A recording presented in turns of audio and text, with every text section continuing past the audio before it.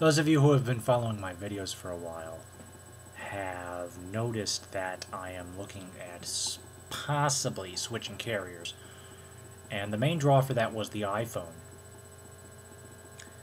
I spoke to JLS1114 because I value her opinion and I trust her very deeply. And we got to talking.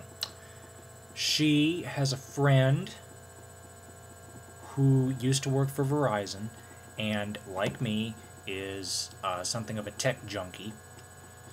And he basically said, do not go with AT&T.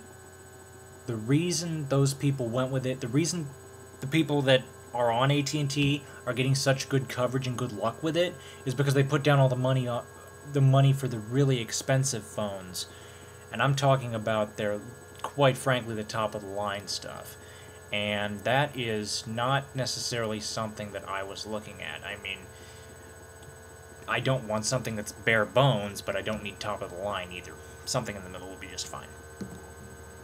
So we got to talking, and she said that the LG Fusic, as well as its successor, the Music, have vocal accessibility, vocal output to literally everything on the phone. And I thought, because I remember we talked and the Fusic, she mentioned it, but I misheard her, to be honest. Excuse me.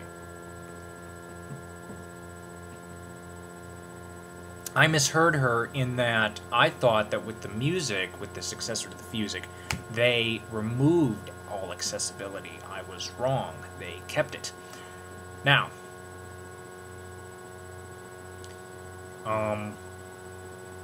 they've just had very good luck with Sprint, and in fact JLS is very seriously considering switching to Sprint. They used to be on, I think she said they used to be on Sprint, they're going to be back on there.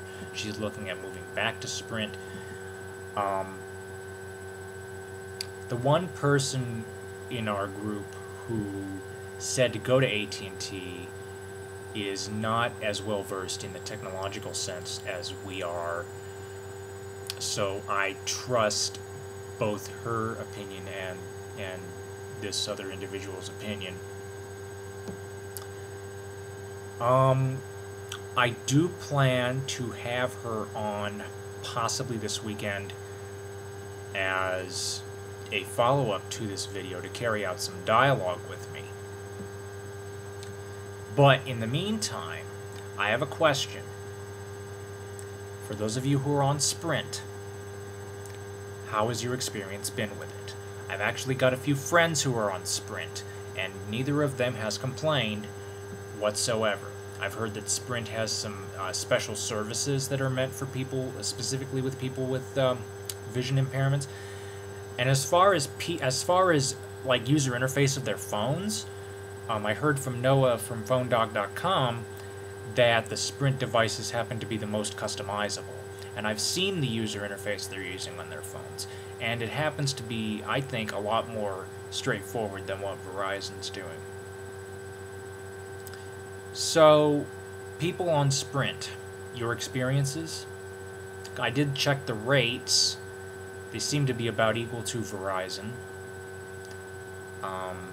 Were I to go to Sprint, I would definitely, more than likely, get the Palm Pre. Now, I do know the Pre is coming to Verizon, but part of me is debating whether or not they're going to try and change it. In other words, they're going to try and lock it down to certain apps, and they're going to, you know, try to regulate it. Sprint's added their services, but for the most part, it's pretty open. So yeah, is Sprint worth a look? The other reason I was a little bit edgy with Sprint is because I got some input that their customer service wasn't very good, but this has been at least a year or two since I heard that. So, what do you think?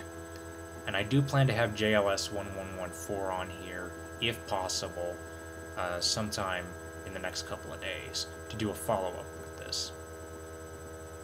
Thank you for watching. Comments are welcome.